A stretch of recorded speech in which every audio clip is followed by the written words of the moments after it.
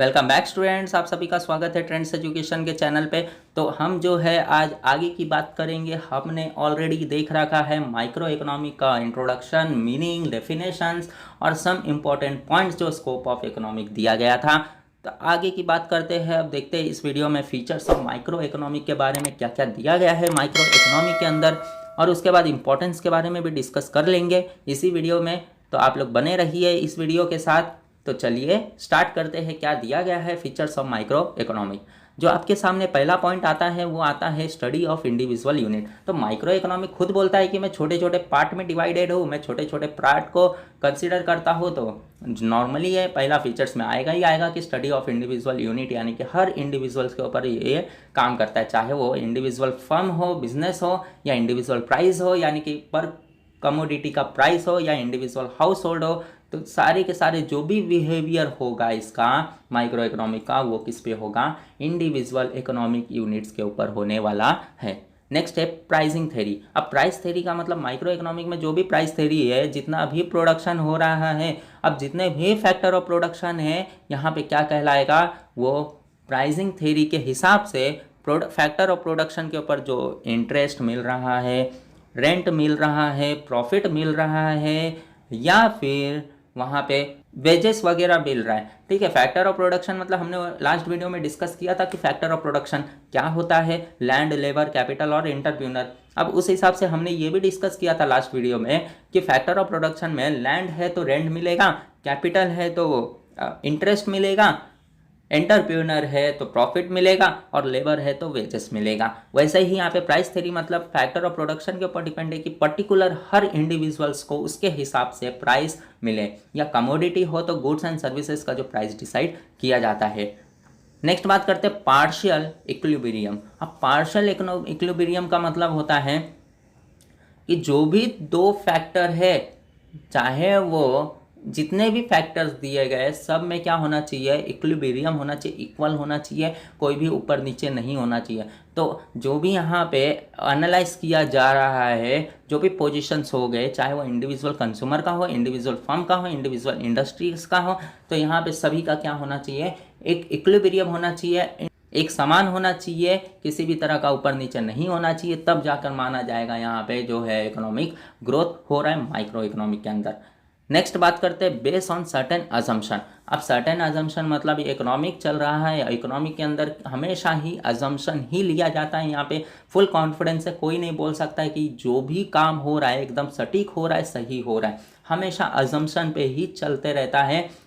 ठीक है, उसको हम क्या बोलेंगे? लेजियर फेयर पॉलिसी बोलेंगे। तो अदर थिंग रिमेन कांस्टेंट, इसका मतलब है कि जो भी है अदर थिंग हमेशा ये मान के चलते हैं कि इक्वल चल रहा है, कांस्टेंट चल रहा है, कोई भी तरीके का कोई मिस्टेक नहीं है, यानी कि परफेक्ट कंपटीशन है। उसको हम बोलेंगे लेजियर फेयर पॉलिसीज। ठीक है, तो हमेशा जो इकोनॉमिक होता है वो अजम्पशन पे ही चलता है।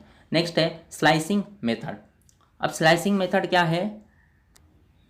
तो जितने भी माइक्रो इकोनॉमी क्या बोलता है कि मैं जो भी काम करता हूँ छोटे छोटे यूनिट्स में काम करता हूँ। तो स्लाइसिंग मेथड भी वही बोलता है कि जो भी इकोनॉमिक है सबको क्या कर दिया है? होल इकोनॉमिक को स्प्लिट कर दिया है छोटे छोटे स्मॉल इंडिविजुअल यूनिट्स के अंदर, और छोटे छोटे पार्ट में डिवाइड कर दिया है। और जो भी पढ़ाई होगी, स्टडीज़ होगी, वो डिटेल्स में होगा ऐसे छोटे छोटे यूनिट्स के ऊपर। वही स्लाइसिंग मेथड कहता है। अगला जो दिया गया है यूज ऑफ मार्जिनलिज्म प्रिंसिपल। अब मार्जिनलिज्म प्रिंसिपल का मतलब क्या है यहाँ पे?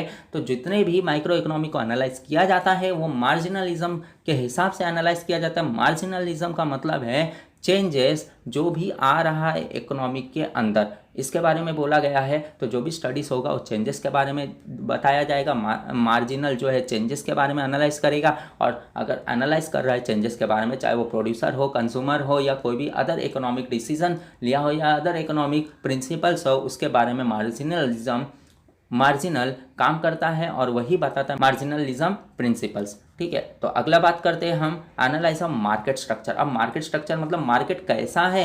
जो भी जगह पे आप जा रहे हो, जैसा भी कंट्री होगा, जैसा भी स्टेट होगा, उसके हिसाब से कैसा मार्केट होगा। मार्केट मोनोपोली में चल रहा है, मार्केट परफेक्ट कंपटीशन में चल रहा है, मार्केट जो है मोनोपोलिस्ट कंपटीशन में चल रहा है, या फिर ओलिगोपोली में चल रहा है। तो मार्केट एनालाइज करना भी बहुत इंपॉर्टेंट है ताकि आपका इकोनॉमिक एनालिसिस हो सके। नेक्स्ट है लिमिटेड स्कोप। अब लिमिटेड स्कोप का मतलब क्या बताया गया है कि कितना भी माइक्रो इकोनॉमिक को बढ़ा चढ़ा के करो, लेकिन इसका क्या होगा, स्कोप हमेशा लिमिटेड ही होगा। यानी कहीं ना कहीं जाके ये स्टॉप होने वाला है, चाहे वो इन्फ्लेशन की बात करे, डिफ्लेशन की बात करे, बैलेंस ऑफ पेमेंट की बात करे, पॉवर्टी की बात करे, अनएम्प्लॉयमेंट की बात करे, पॉपुलेशन की बात करे, या फिर इकोनॉमिक ग्रोथ की बात करें। कहीं ना कहीं ये जाके वहाँ पे माइक्रो इकोनॉमिक काम नहीं करेगा और दूसरा इकोनॉमिक फैक्टर को अपॉइंट करना पड़ेगा। तो ये हो गए फीचर्स की बातें। अब हम इंपॉर्टेंस की बात कर लेते हैं। इंपॉर्टेंस में क्या क्या दिया गया है। पहला दिया है प्राइस डिटर्मिनेशन। अब प्राइस डिटर्मिनेशंस का मतलब क्या दिया गया है कि जो भी फैक्टर ऑफ प्रोडक्शन या जो जैसा भी प्रोडक्शन करना है उसके लिए जो प्राइसिंग थ्योरी है बहुत इंपॉर्टेंट है। जो भी हमने प्राइसिंग थ्योरी में पढ़ा वही प्राइस डिटर्मिनेशन में आएगा। नेक्स्ट बात करते हैं फ्री मार्केट इकोनॉमिक। अब फ्री मार्केट इकोनॉमिक का मतलब यहाँ पे सारे लोगों को ये बता देना चाहिए कि आप अपने हिसाब से मार्केट के अंदर प्रोडक्ट ला सकते हो, अपने हिसाब से प्राइस डिसाइड कर सकते हो, क्या कंज्यूमर को चाहिए उसके बारे में आप डिसाइड कर सकते हो। यानी कि what to produce, how much to produce, how to produce, ये सब आप डिसाइड कर सकते हो इंडिविजुअल लेवल पे। गवर्नमेंट यहाँ पे इंटरफेरेंस नहीं करेगी, इंटरवेंशंस नहीं करेगी। यहाँ पे पूरी फ्रीडम दी गई है, उसी को हम बोलते हैं फ्री मार्केट इकोनॉमिक। नेक्स्ट है फॉरेन ट्रेड। फॉरेन ट्रेड के अंदर क्या दिया गया है। अब फॉरेन ट्रेड मतलब सिंपल सी बात है, आप नाम सुनकर समझ गए होंगे कि जो भी प्रोड्यूस हो रहा है, जो भी गेन हो रहा है वो भी इंटरनेशनल ट्रेड हो रहा है। इंटरनेशनल लेवल पे जो ट्रेड होकर दो कंट्री के बीच में एक्सचेंज हो रहा है। जब ट्रेड होगा तो उसके वजह से करेंसी का भी एक्सचेंज होगा, और जब करेंसी का एक्सचेंज होगा तो इससे क्या होगा, इकोनॉमिक ग्रोथ बूस्ट होगा। तो ठीक है, तो वो जो है इंटरनेशनल ट्रेड पे जो रिस्ट्रिक्शंस वगैरह उसको डिटरमाइन करके ही इकोनॉमिक ट्रेड को बढ़ाया जाएगा और फॉरेन ट्रेड को यहाँ पे किया जाएगा बिटवीन द कंट्रीज। नेक्स्ट है इकोनॉमिक मॉडल बिल्डिंग। अब इकोनॉमिक मॉडल बिल्डिंग का मतलब क्या है, जो माइक्रो इकोनॉमिक काम करता है वो किस पे करता है, वो छोटे छोटे पार्ट पे करता है, जिसको बोला गया एक कॉम्प्लेक्स इकोनॉमिक सिचुएशंस के अंदर माइक्रो इकोनॉमिक ही काम करेगा, माइक्रो इकोनॉमिक नहीं करेगा। ठीक है, तो चाहे वो छोटे छोटे कंसेप्ट पे डेवलप करना हो, चाहे वो टर्मिनोलॉजीज हो, टूल्स ऑफ इकोनॉमिक एनालिसिस हो, छोटे छोटे पैमाने पे इकोनॉमिक को एनालाइज करना है, तो वो कौन काम करने वाला है, माइक्रो इकोनॉमिक काम करने वाला है, माइक्रो इकोनॉमिक काम नहीं करेगा। नेक्स्ट है बिजनेस डिसीजन। अब बिजनेस डिसीजन मतलब micro economic factor of production को डिसाइड करने में मदद करता है, कंजप्शन को डिसाइड करने में मदद करता है, टेक्नोलॉजी को डिसाइड करने में मदद करता है, कितना आउटपुट आएगा, कितना प्राइस प्रॉफिट होगा बिजनेस को, ये सब डिसाइड करता है माइक्रो इकोनॉमिक। तो सिंपल सी बात है कि बिजनेस के डिसीजन को भी यही बढ़ावा देता होगा, माइक्रो इकोनॉमिक ही। तो वही बोला गया बिजनेस के डिसीजंस को भी सही मायने पे सही डिसीजन रहे उसको भी बढ़ावा देने का काम करता है माइक्रो इकोनॉमिक। नेक्स्ट है यूज़फुल टू गवर्नमेंट। क्यों यूज़फुल टू गवर्नमेंट, क्योंकि गवर्नमेंट जो है सोसाइटीज़ के अंदर सही तरीके से अपने सारे पॉलिसीज़ को इम्प्लीमेंट कर सके, तो माइक्रो इकोनॉमिक का सहारा लिया जाता है। चाहे वो इकोनॉमिक पॉलिसी हो टैक्सेशन से रिलेटेड, पब्लिक एक्सपेंडिचर से रिलेटेड या प्राइस पॉलिसी से रिलेटेड, तो गवर्नमेंट को बहुत बेनिफिट मिलता है इस माइक्रो इकोनॉमिक के वजह से सही डिसीजन लेने में और पॉलिसीज़ को इम्प्लीमेंट करने में। नेक्स्ट है बेसिस ऑफ वेलफेयर इकोनॉमिक। अब वेलफेयर इकोनॉमिक का मतलब कि जो भी डिसाइड किया गया है इकोनॉमी के अंदर, अब गवर्नमेंट क्या किया है उसके हिसाब से जो भी डिसीजंस लिया है, या जो बिजनेस है उसने जो डिसीजंस लिया है वो किस हिसाब से लिया होगा, सोसाइटीज़ के हिसाब से लिया होगा, सोसाइटी के वेलफेयर के हिसाब से लिया होगा, और जो भी अवेलेबल रिसोर्सेज है मार्केट के अंदर या फिर जो कंट्री के अंदर उसको सही से इम्प्लीमेंट करे, यानी कि ऑप्टिमम यूटिलाइजेशंस करे रिसोर्सेज का, तब जाकर कहीं ना कहीं कंट्री का जो रिसोर्सेज होगा सही मायने में डेवलप कहलाएगा। ठीक है, तो ये इंपॉर्टेंट था इसके अंदर। तो हमारा यहाँ पे जो फीचर्स और इम्पॉर्टेंट ख़त्म होता है, समाप्त होता है इस वीडियो के साथ। तो आप जो है इसे अच्छे से पढ़िए, बहुत इंपॉर्टेंट है features and importance of economic.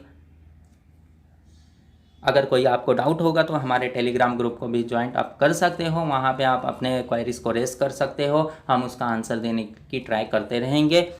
तो आप जो है हम मिलते हैं नेक्स्ट वीडियो में। इस वीडियो में बस इतना ही, तब तक के लिए टेक केयर एंड धन्यवाद।